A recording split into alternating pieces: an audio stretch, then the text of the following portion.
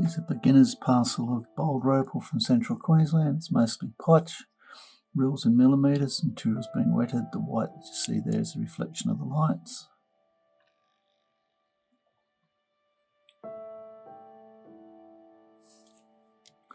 Just zoomed in a bit so you get a better look. These are basically offcuts off the boulder. There's not much in that, I don't think. It's a piece of Koroite material.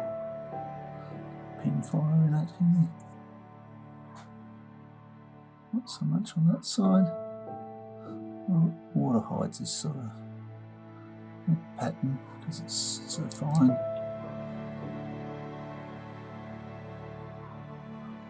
Like a picture sort of stone.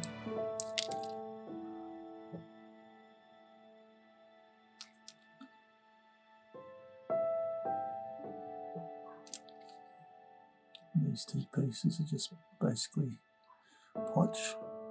If you want to grind that side and have an interesting pattern, it's up to you.